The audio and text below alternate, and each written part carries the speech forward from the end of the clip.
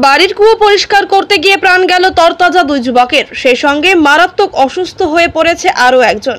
ভাগ্যক্রমে তাকে বাঁচানো গেলেও চিকিৎসকরা জানিয়েছে সংকটজনক অবস্থায় রয়েছে সে। ঘটনাটি শিলিগুড়ি মহকুমার ফাঁসিদেওয়া এলাকায়।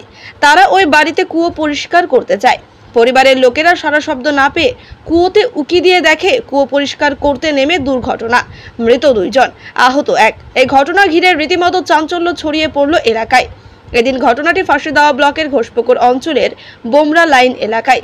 জানা যায়, তিন ব্যক্তি একটি বাড়িতে কুয়ো পরিষ্কার করতে নামেন, কিন্তু কুয়োতে নামার পর স্থানীয় বাসিন্দারা দেখতে পান তাদের কোনো সারা শব্দ পাওয়া যাচ্ছে না। এরপরে তড়িঘড়ি খবর দেওয়া হয় ঘোষপুকুর ফাঁড়ির পুলিশকে। সেই সঙ্গে মাটিগাড়া ও শিলিগুড়ি দমকল বিভাগের কর্মীরা ঘটনাস্থলে পৌঁছায়। তবে তাদের তৎপরতায় শুরু হয়, কিন্তু কুয়োতে অক্সিজেন না থাকায় ফ্যান চালিয়ে পাইপ দিয়ে অক্সিজেন দেওয়া হয়। এরপরেই একজনের জ্ঞান আসে। এরপর দুজনকে বেঁধে ওপরে তোলার চেষ্টা করা হয়। শেষে উদ্ধার করে তাদের ফাঁসিদেওয়া গ্রামীণ হাসপাতালে নিয়ে আসা হয়। সেখানে চিকিৎসক দুজনকে মৃত বলে ঘোষণা করেন। মৃত দুই যুবকের নাম আশিক টপ্প, বয়স 22, বিজয় কুজুর, বয়স 24। ওই এলাকারই বাসিন্দা তারা। মৃতদেহ উদ্ধার করে উত্তরবঙ্গ মেডিকেল কলেজ হাসপাতালে ময়নাতদন্তের জন্য পাঠানো হবে। ঘটনায় রীতিমতো শোকের ছায়া এলাকায়।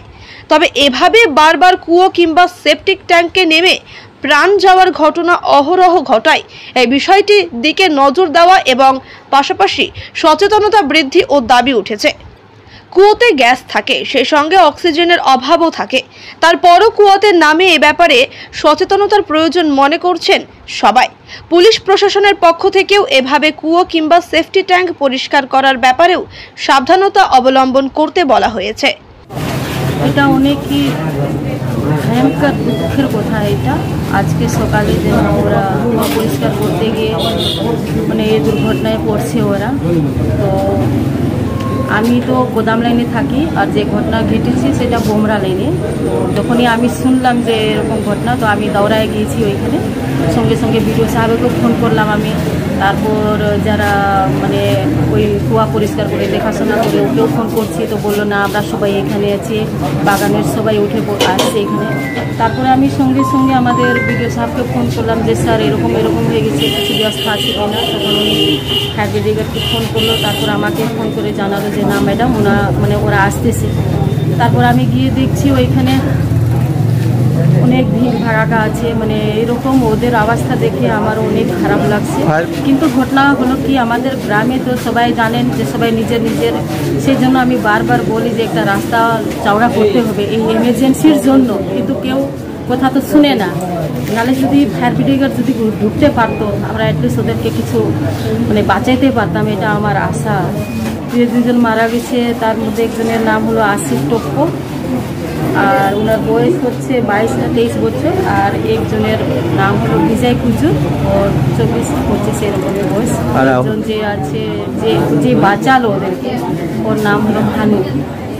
ও অনেকদিন থেকে এই কাজটা করে, তো ও সেন্সলেস হয়ে গেছিলো। আর আমি ধন্যবাদ জানাই, যেমন আমাদের পুলিশ প্রশাসন, ওদের একটা আইডিয়া হলো যে ওদের সামনে কি করে আমরা অক্সিজেনটা দিই, অনেক চেষ্টা করছে। তারপরে ওর জ্ঞান আসছে ভানুর, আর ওদেরকে বেঁধে তারপরে ওদেরকে বের করা হলো। লাস্টে ও নিজে বের হয়েছে।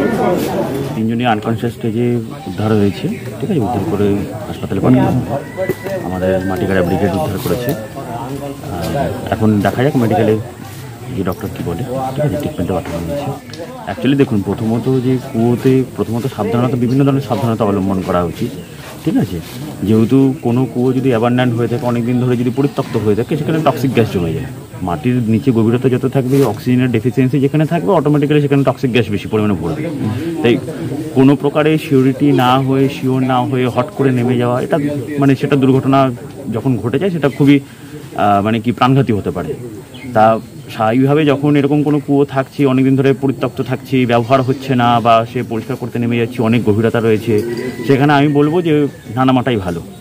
এবং সেই যারা আছে, যারা এক্সপার্ট হয়, তাদের কাছ থেকে পরামর্শ নিয়ে বা শুনে তারপরে সেটা যেভাবে যেটাই হোক না কেন, সেটা কাজ করা উচিত।